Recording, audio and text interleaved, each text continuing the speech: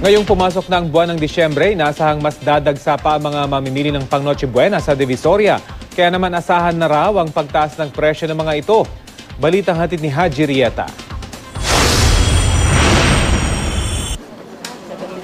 Dito sa purtasan ni Manong Pongay Leonen na mahigit 2 dekada na nagtitinda, nagsisimula ng dumating ang mga bultong kahon ng prutas. Halos lahat ay galing pa ng China, kabilang ng mga mansanas at ponkan. Ngayong sumapit ng buwan ng Disyembre, inaasahan na raw niya na magiging abala siya. Nagsisimula na rin kasi ang mga suki niya na dumating para mamili ng prutas. Sa ngayon, hindi pa gumagalaw ang presyo ng mga panindang prutas, pero asahan raw na habang papalapit ang Pasko at bagong taon, tataas ito. Sa ngayon, ang presyo ng Fuji Apple nasa 12 pesos hanggang 30 pesos kada piraso. Ang grapes naman, 200 pesos kada kilo. Ang orange, 20 to 35 pesos kada piraso. Ang pongka naman, 5 piso kada piraso. Ang kiat-kiat, 50 piso kada balot. Ang green apple mula sa US, 20 to 25 pesos kada piraso.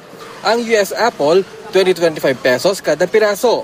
Ang peras, 25 pesos kada piraso at ang persimmon nasa 20 pesos kada isa. Para naman sa ilan na fried chicken o barbecue ang handa sa Noche Buena, asahan na raw ang mas mataas na presyo ng mga karne ng manok at baboy.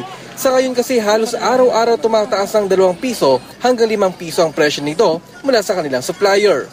Sa ngayon nasa 130 pesos ang kada kilo ng manok. Depende sa parte nito. Ang presyo gaya ng drumstick na 140 pesos ang kilo. Ang karne ng baboy naglalaro sa 180 pesos hanggang 190 pesos ang kada kilo nito. Kung giniling naman ang gusto ninyo, mabibili ito sa 150 pesos kada kilo.